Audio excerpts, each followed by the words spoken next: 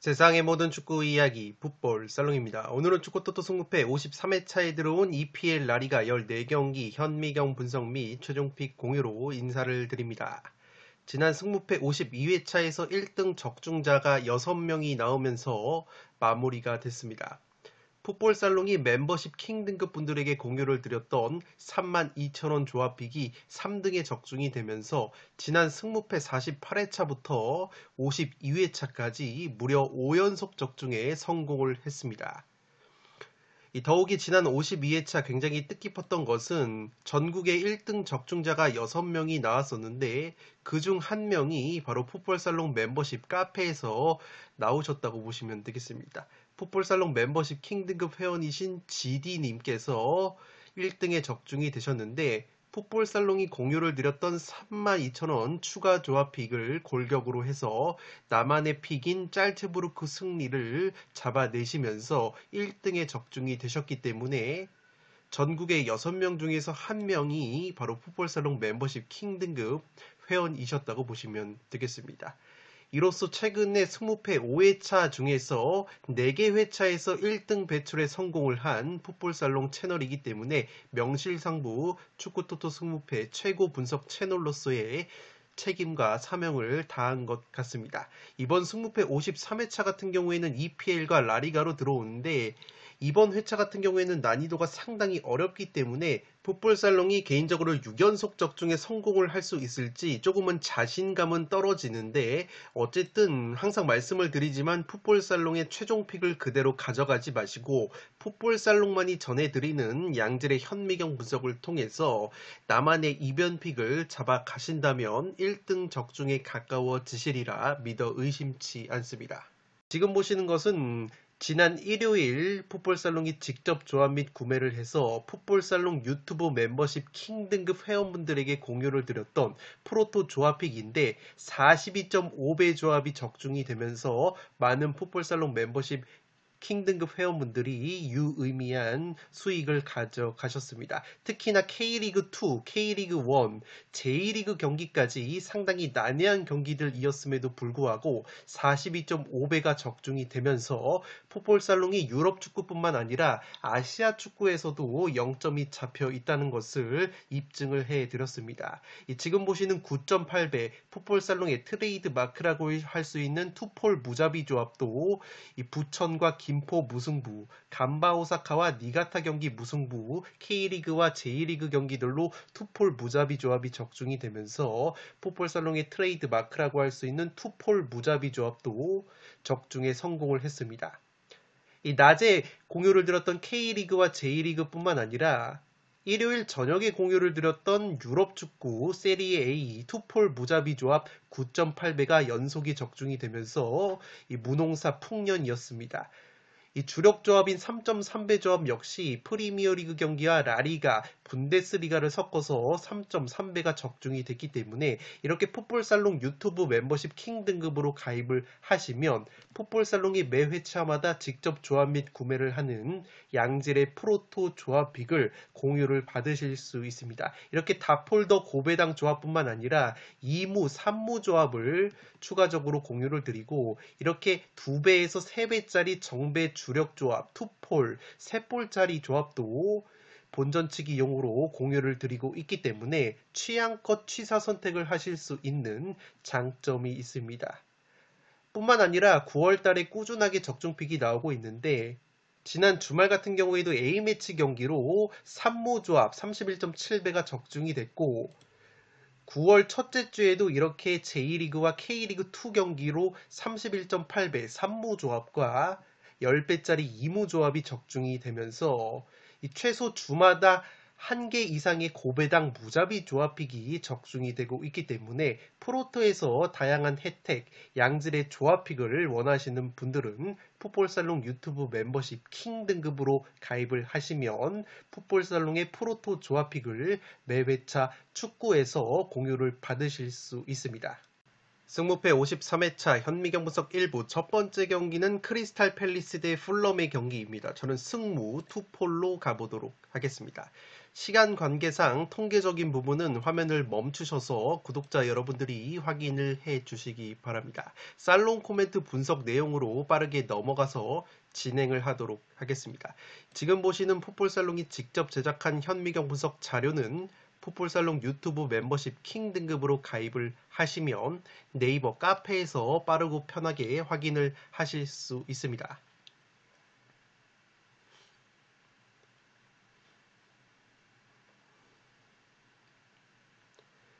살롱 코멘트로 정리를 해드리면 크리스탈 팰리스 입장으로서는 핵심 중앙 수비수인 마크 게이 선수의 복귀 여부가 관건이라고 보시면 되겠습니다. 이 게이 선수가 직전 경기에서 부상 여파로 인해서 결장이 됐는데 이 크리스탈 같은 경우에는 현재 주전 중앙 미드필더 레르마 선수까지 부상으로 빠져 있기 때문에 만약에 게이 선수가 또다시 나오지 못한다면 중앙 수비와 주전 중앙 미드필더 코어 라인이 또다시 결장이 되는 것이기 때문에 상당히 전력 누수가 심할 것으로 생각이 됩니다. 직전 아스톤 빌라전에서도 이 두 선수의 공백이 느껴지면서 크리스탈이 1대3으로 패배를 당했는데 제가 게이 선수를 강조드리는 이유는 지금 보시는 것처럼 이 크리스탈 팰리스의 중앙 수비수 게이 선수가 올 시즌 프리미어리그에서 경기당 롱패스 정확도가 세 번째로 높을 정도로 롱패스 정확도가 상당히 좋은 선수이기 때문에 이 선수가 있고 없고가 크리스탈 특유의 롱볼 역습의 날카로움을 결정을 한다고 보시면 되겠습니다. 최근 크리스탈 같은 경우에는 최전방 공격수 에두아르 선수가 3경기 연속골, 4골로 좋은 골 감각을 보여주고 있고 백업 장신 공격수 마테타 선수 역시 3경기 3골 3도움으로 맹활약하고 있기 때문에 크리스탈 팰리스가 최전방 자원들의 골 감각이 나쁘지가 않다고 보시면 되겠습니다. 그에 반해서 풀럼 같은 경우에는 최전방 공격수 라울 히메네즈 선수가 여전히 리그 5경기에서 무득점 침체에 빠져 있고 그나마 백업 공격수인 비니시우스가 직전 루턴 타운전에서 득점포를 가동을 한 것은 고무적이지만 여전히 최전방 공격수 미트로비치 선수의 이적 공백을 잘 메우지 못하고 있는 풀럼이라고 보시면 되겠습니다. 이 풀럼이 올 시즌 그래도 세트피스 득점이 2골로 여전히 세트피스 한 방이 강력한 팀인데 이 크리스탈 같은 경우에는 올 시즌 프리미어리그에서 제공권이 6위, 세트피스 실점도 1골로 준수한 수비력을 보여주고 있다고 보시면 되겠습니다. 크리스탈 팰리스가 프리미어리그 홈 12경기에서 패배가 딱 2패밖에 없었을 정도로 홈 구장인 셀허스트 파크에서는 최근에 굉장히 좋은 흐름을 보여주고 있습니다. 반면에 풀럼 같은 경우에는 런던 팀들과의 런던 더비 라이벌전 원정 20경기에서 승리가 딱 한 번밖에 없었을 정도로 유독 런던 더비 원정에서 약한 면모를 보여왔기 때문에 크리스탈 팰리스도 런던 연고팀이라는 점에서 이 풀럼이 어려운 경기를 할 가능성이 있어 보입니다. 따라서 크리스탈이 최전방 골 결정력 우위와 홈발을 앞세운다면 근소하게 유리한 경기를 할 가능성이 높아 보이는데 제가 무승부까지 추천을 드리는 이유는 이 풀럼이 최근 크리스탈 팰리스 상대로 3경기에서 1승 2무 무패 천정 면모를 보여주고 있다고 보시면 되겠고 이미 지난 시즌에 크리스탈 팰리스 원정에서 풀럼이 3대0으로 완승을 거뒀던 좋은 기억이 있습니다. 물론 당시에 크리스탈 팰리스가 2명이나 퇴장을 당하면서 경기를 말아먹었던 부분이 있지만 어쨌든 풀럼이 최근에 크리스탈 상대로 3경기에서 1승 2무 무패에 좋은 모습이 있었다는 점까지 고려를 한다면 풀럼의 천정 면모와 크리스탈의 핵심 수비수 게이 선수와 측면 공격수 아이우 선수의 출전 여부 불투명 리스크까지 고려한다면 이 경기는 무승부 정도는 충분히 바치고 갈 만한 매치가 될 것으로 생각이 됩니다. 1번 경기는 승무 투폴로 가보도록 하겠습니다. 두 번째 경기는 꼴찌 루턴타운 대 울버햄튼의 경기인데 승패로 가르면서 루턴타운 쪽 이변까지 한번 노려보도록 하겠습니다.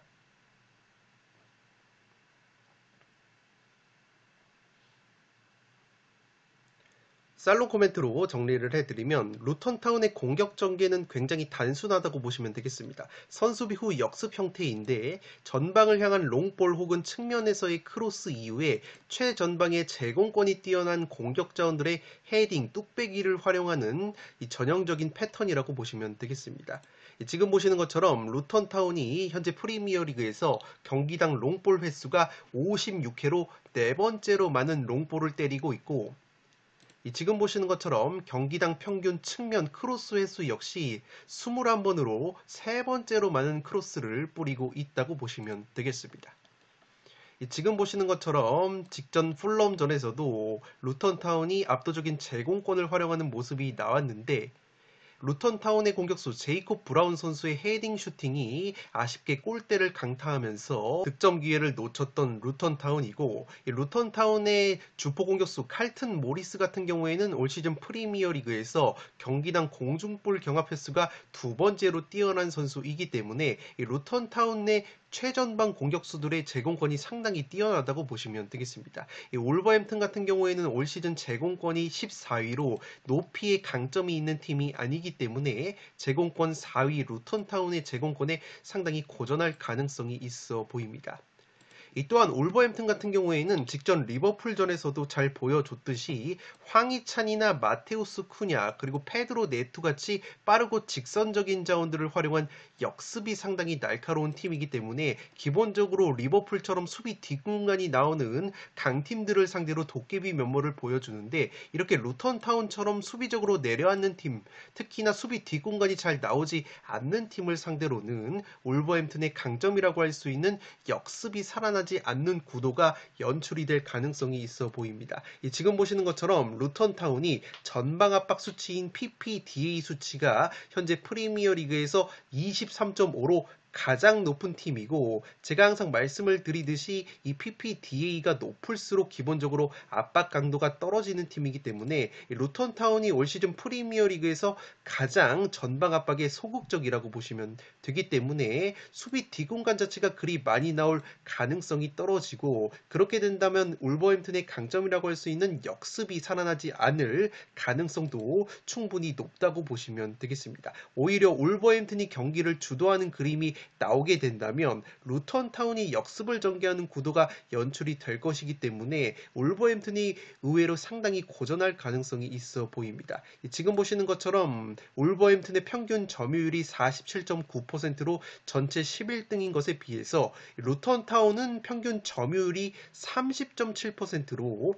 프리미어리그에서 가장 낮은 점유율을 보여주고 있기 때문에 울버햄튼이 주도적인 경기를 할 가능성이 높아 보이고, 실제 이번 시즌 개막 이전에 8월달 프리시즌 친선 경기에서 양팀이 맞대결을 펼쳤는데 당시에도 울버햄튼이 점유율을 60% 이상 가져가면서 경기를 주도를 했지만 0대0 무승부가 나왔던 전적이 있고, 당시에 양팀 모두 핵심 자원들이 대거 경기에 출전을 했었기 때문에 루턴타운이 이미 울버햄튼 상대로 프리시즌 평가전에서 무승부를 거뒀다는 점 역시 루턴타운 쪽 이변을 한번 노려볼 수 있는 근거라고 보시면 되겠습니다.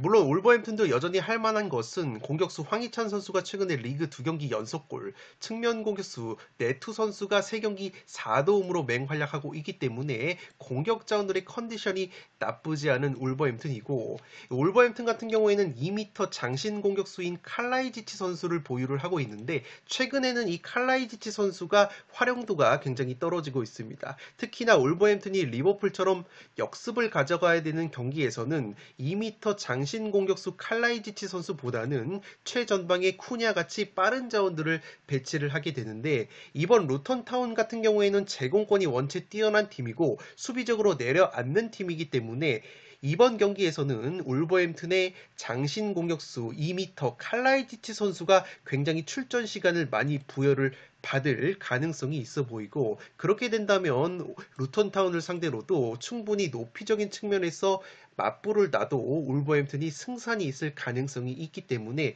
울버햄튼도 충분히 할 만한 매치가 될 것으로 생각이 됩니다. 이 루턴타운의 베테랑 미드필더 로스 바클리 선수가 현재 부상 여파가 있다는 소식이 있는데, 이 바클리 선수가 원체 세트피스 킥이 날카로운 선수이기 때문에 루턴타운의 바클리가 결장이 된다면 루턴타운 특유의 세트피스 위력도 반감이 될 가능성이 있다는 점에서 울버햄튼도 여전히 승리 가능성이 있는 매치가 될 것으로 생각이 됩니다. 이번 경기는 승패로 갈라보도록 하겠습니다.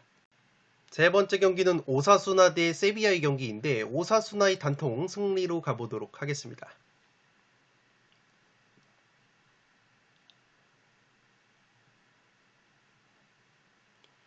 살롱 코멘트로 정리를 해드리면 오사수나는 전통적으로 라리가에서 제공권의 강점이 있는 팀이고 실제 올 시즌 라리가에서도 제공권 2등을 달리면서 높이에 상당히 강점이 있는데 직전 헤타페전에서는 헤타페에게 코너킥 세트피스로만 2실점을 당하면서 2대3으로 패배를 당했습니다.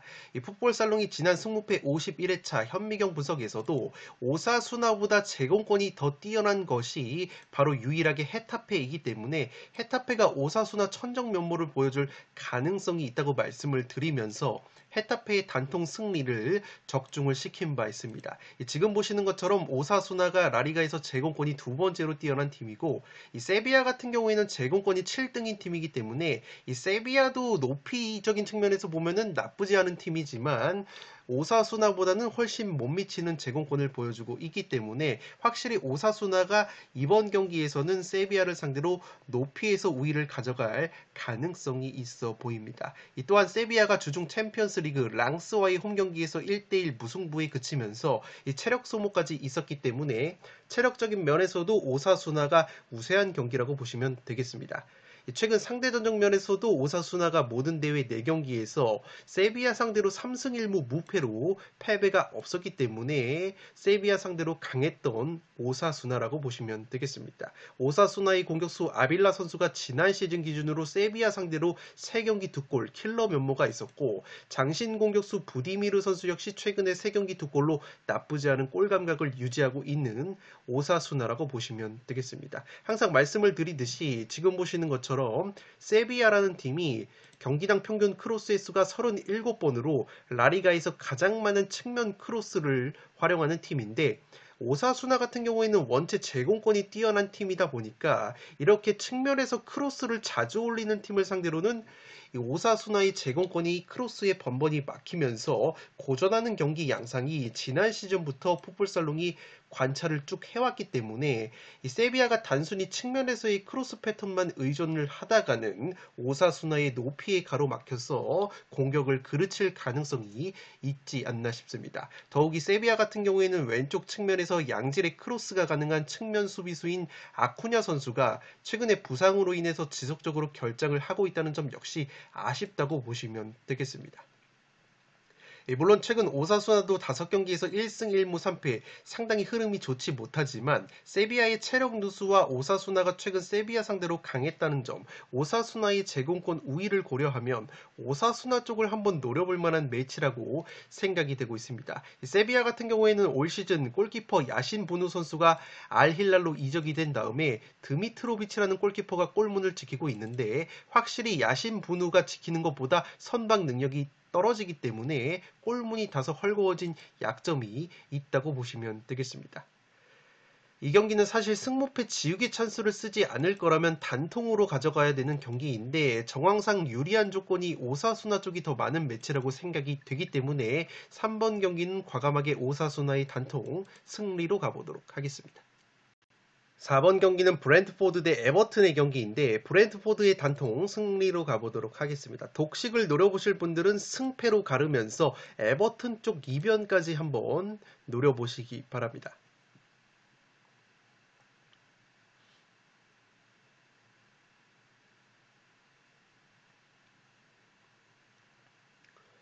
살롱 코멘트로 정리를 해드리면 이 경기는 에버튼의 션다이치 감독이 과거 번리 시절 이미지에 사로잡히면 브랜트포드가 상당히 고전할 수 있는 경기로 생각이 될 수도 있다고 보시면 되겠는데 이 에버튼의 션다이치라는 감독이 과거 번리 시절에는 수비 라인을 극단적으로 내리면서 소위 말하는 롱볼, 뻥축구를 구사하는 감독이었다고 보시면 되겠습니다.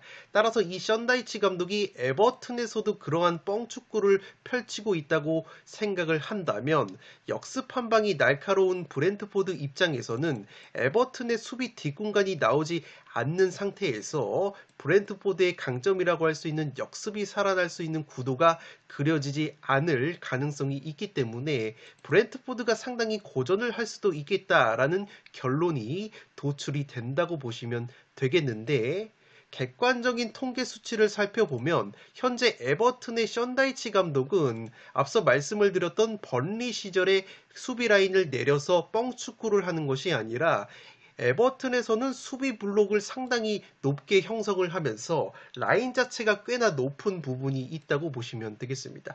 지금 보시는 것처럼 에버튼이라는 팀의 무게중심을 보시면 아스날, 토트넘, 맨유, 첼시처럼 전방 압박을 굉장히 왕성히 가져가는 팀들, 강팀들 다음으로 높은 무게중심을 보여주고 있는데 자기 진영보다 상대 진영이라고 할 수 있는 오포지션 서드에서 34%의 액션을 가져가고 있는 에버튼이기 때문에 의외로 무게중심이 상당히 높다고 보시면 되겠습니다. 그 말인즉슨 에버튼이 라인 자체가 낮지 않고 오히려 높기 때문에 수비 뒷공간이 발생할 수 있다는 증거라고 보시면 되겠습니다.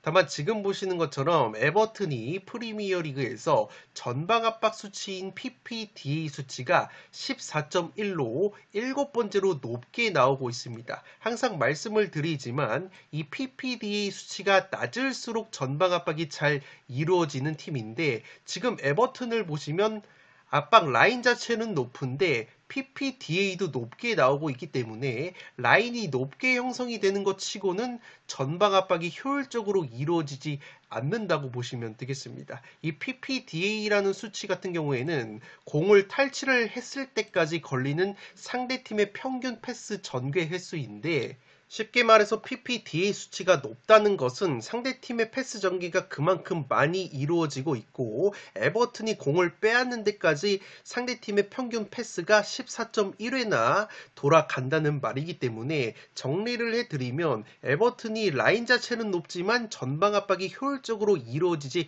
않고 있다고 보시면 되겠습니다. 그렇기 때문에 브렌트포드가 특유의 롱볼이나 개인기를 활용해서 에버튼의 헐거운 압박을 벗겨낸 다음에 라인 자체가 높은 에버튼의 수비 뒷공간을 노리는 구도가 충분히 그려질 수 있다는 것이 바로 풋볼살롱의 결론이라고 보시면 되겠습니다. 물론 개인적으로 봤을 때 현재 에버튼의 최전방 공격수인 칼버트 루인 선수가 부상에서 복귀를 했고 우디네스에서 영입을 한 베투라는 공격수 역시 키가 190이나 되기 때문에 이 에버튼의 투 스트라이커의 제공권이 상당히 위협적으로 생각은 되지만 지금 보시는 것처럼 브렌트포드라는 팀이 올 시즌 프리미어리그에서 여전히 두 번째로 좋은 제공권을 보여주고 있기 때문에 충분히 에버튼의 투톱 제공권에 대응이 가능할 것으로 생각이 됩니다. 다만 제가 독식픽으로 에버튼 사이드 이변픽도 추천을 드리는 이유는 지난 시즌 기준으로 에버튼의 션다이치 감독이 브렌트포드 상대로 이미 1대0 승리를 거둔 바 있고 이 브렌트포드가 아직까지 홈에서 승리가 없다는 점, 브렌트포드가 주전 측면 수비수 헨리 선수가 부상으로 결장이 되고 베테랑 중앙 수비수 벤미 선수의 출전 여부가 불투명하다는 소식이 있기 때문에 독식픽으로 에버튼 사이드도 한번 노려봄직한 매치가 될 것으로 생각이 됩니다. 4번 경기는 브렌트포드의 단통 승리로 가는데 독식픽으로는 승패로 갈라보실 것을 추천드리도록 하겠습니다. 5번 경기는 번리 대 맨유의 경기인데 번리의 단통 패배로 가보도록 하겠습니다. 이 경기도 독식을 노려보실 분들은 번리의 승리까지 추천을 드리면서 승패로 갈라보실 것을 추천드리도록 하겠습니다.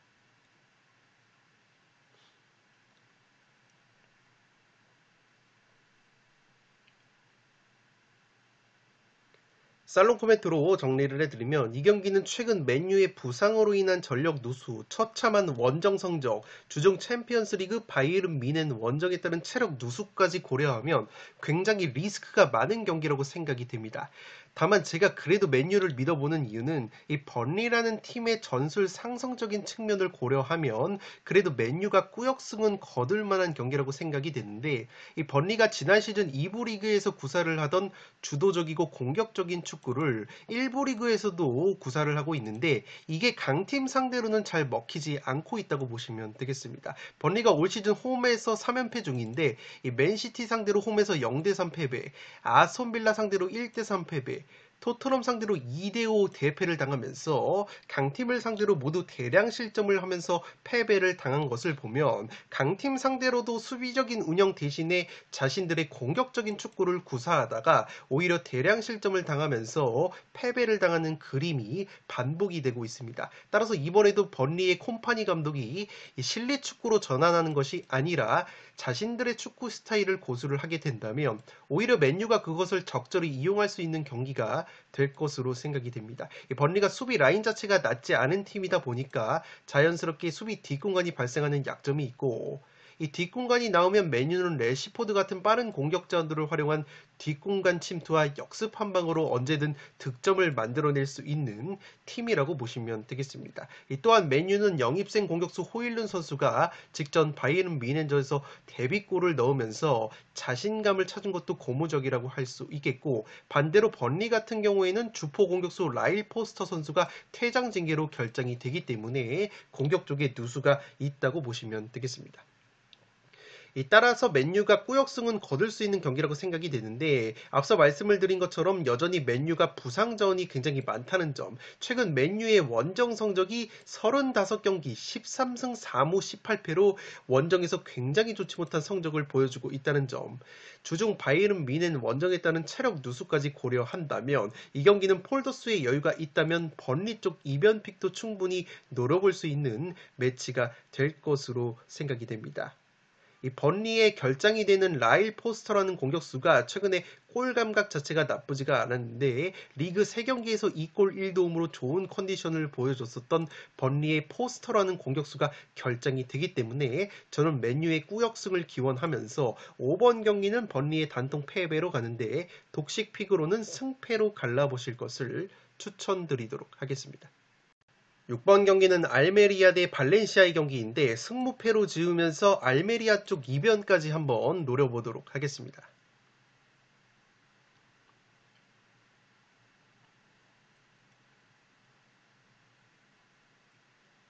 살롱 코멘트로 정리를 해드리면 발렌시아가 직전 강호 아틀레티코 마드리드를 3대 0으로 완파를 했고 알메리아는 올 시즌 1승도 없기 때문에 현재 발렌시아 쪽으로 구매율이 몰리고 있는데 개인적으로는 너무 몰렸다는 생각이 들고 있습니다. 알메리아 같은 경우에는 올 시즌 리그 5경기 1무 4패 최악의 성적을 보여주고 있지만 경기 내용적인 측면이나 기대 득점 수치 등을 살펴보면 경기력 자체는 나쁘지가 않다고 보시면 되겠습니다. 지금 보시는 것처럼 알메리아가 오픈플레이 기대 득점값이 5.44골로 전체 6위를 달리고 있고 이 세트피스 기대 득점 역시 2.04골로 전체 3위로 상당히 높기 때문에 골 결정력만 보완이 된다면 상당히 위협적인 공격을 보여줄 수 있는 알메리아라고 보시면 되겠습니다. 직전 비아레알 원정에서도 알메리아가 역전패를 당했지만 점유율이 밀렸으나 슈팅 숫자가 17개 대 10개로 비아레알보다 많았고 기대 득점감 역시 알메리아가 1.51골로 비아레알이 0.9골보다 높았기 때문에 기본적으로 공격 전개 과정 자체가 나쁘지 않은 알메리아라고 보시면 되겠습니다. 그렇기 때문에 알메리아가 최근 부진한 최전방 공격수 수아레즈나 측면의 엠바르바 같은 공격 자원들이 한 방만 보여줄 수 있다면 충분히 득점을 할 수 있는 공격 패턴을 갖추고 있다고 보시면 되겠습니다. 물론 알메리아가 공격은 나쁘지 않은데 5경기에서 11골이나 실점한 수비가 상당히 불안하다고 보시면 되겠습니다. 특히나 지금 보시는 것처럼 알메리아가 올 시즌 세트피스 실점도 2골이나 있는데 그래도 발렌시아는 세트피스 득점이 올 시즌 0골이기 때문에 이러한 점도 알메리아에게는 굉장히 호재라고 보시면 되겠습니다. 지난 시즌 기준으로도 알메리아가 발렌시아 상대로 2경기에서 1승 1무 무패, 지난 시즌 홈에서 발렌시아를 상대로 2대1 승리를 거뒀던 좋은 기억이 있기 때문에 충분히 자신감이 있을 것으로 생각이 됩니다. 물론 발렌시아가 직전 아틀레티코를 3대 0으로 완파를 했고 발렌시아의 최전방 공격수 우고드로 선수가 아틀레티코 상대로 2골을 넣으면서 골 감각을 굉장히 끌어올렸기 때문에 이러한 점을 고려한다면 여전히 발렌시아 역시 승리를 가져갈 가능성이 있지만 이 발렌시아라는 팀도 전통적으로 원정만 가면 통수를 치는 팀이고 실제 지난 알라베스 원정 당시에도 이 경기와 비슷한 배당 수준에서 알라베스에게 0대1로 패배를 당하면서 승무패에서 통수를 쳤던 기억이 있기 때문에 이 경기 알메리아에게 덜미가 잡힐 가능성이 있어 보입니다. 따라서 구매율이 발렌시아 쪽으로 60% 이상 몰리는 상황이 유지가 된다면 과감하게 알메리아 사이드도 가져가 범직한 매치가 될 것으로 생각이 됩니다. 6번 경기는 승무패로 지으면서 알메리아 쪽 이변까지 노려보도록 하겠습니다. 현미경 분석 일부 마지막 경기는 7번 경기로 들어온 소시에다드 대 헤타페의 경기입니다. 저는 승무 투폴로 가면서 헤타페 쪽 이변까지 한번 노려보도록 하겠습니다.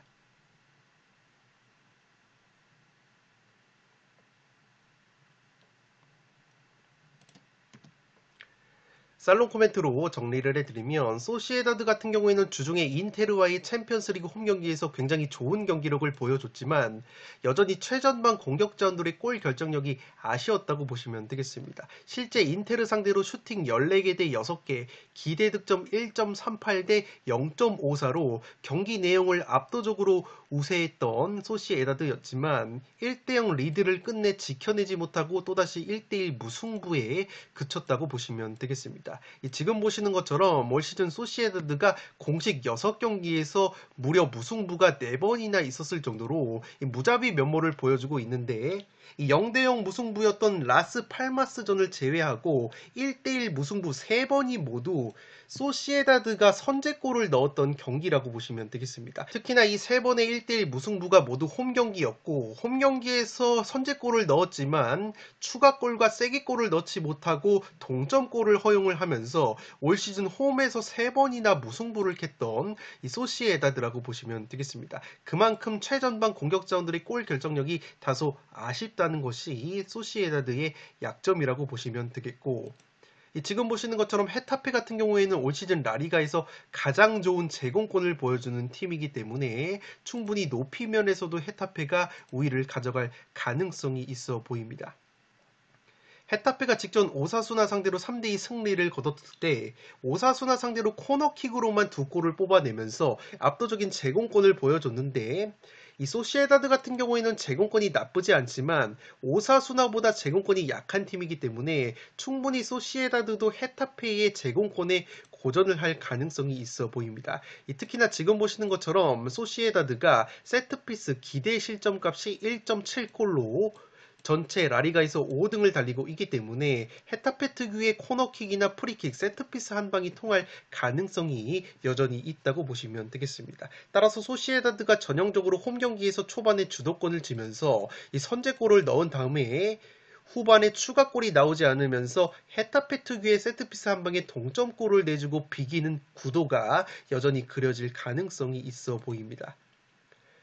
또한 지금 보시는 것처럼 소시에다드가 올 시즌 라리가에서 카운터 어택, 역습 득점이 2골로 기본적으로 빠른 역습 공격이 강점인 팀인데 이 헤타페의 보르달라스 감독 같은 경우에는 전방 압박을 병행을 하긴 하지만 그렇게까지 전방 압박을 강건하게 가져가지 않는 스타일이고 실제 지금 보시는 것처럼 헤타페가 전방 압박 수치인 PPDA가 두 번째로 높게 나오는 팀이기 때문에 그렇게 압박을 빡세게 가져가지 않는 팀이라고 보시면 되겠습니다. 따라서 헤타페가 의도적으로 압박 대신에 수비 라인을 내리게 된다면 소시에다드의 강점이라고 할 수 있는 역습이 살아날 수 있는 구도가 잘 만들어지지 않을 가능성이 있어 보입니다. 소시에다드가 주중 챔스했다는 체력 누수도 변수라고 보여지고 최근에 헤타페와의 맞대결에서 소시에다드가 1승 2무 1패로 팽팽했던 것까지 고려한다면 헤타페 상대로 굉장히 고전할 가능성이 있어 보입니다. 다만 헤타페도 지난 시즌 소시에다드 상대로 1골 1도움으로 강했던 주포 공격수 에네스 위날 선수가 여전히 부상으로 빠져있고 올 시즌에도 원정에서는 아직까지 승리가 없이 2연패를 당하고 있는 헤타페의 원정 기복을 고려한다면 소시에다드의 무자비 면모가 나와준다면 무승부가 합리적인 이변 픽으로 생각이 되기 때문에 7번 경기는 승무 투폴로 가보도록 하겠습니다. 네, 이것으로 승무패 53회차 현미경 분석 1부를 모두 마치도록 하겠습니다. 저는 나머지 경기는 연이어서 2부에서 다뤄드릴 것을 약속드리면서 이만 물러가 보도록 하겠습니다. 끝으로 영상이 도움이 되신 분들은 좋아요와 구독 버튼을 눌러주시면 풋볼살롱 채널에 크나큰 힘이 됩니다. 구독 버튼 옆에 종 모양의 알림 설정을 해주시면 그 누구보다 빠르게 양질의 축구, 승무패, 프로토 관련 분석 컨텐츠를 만나보실 수 있습니다. 지금까지 풋볼살롱이었습니다. 감사합니다.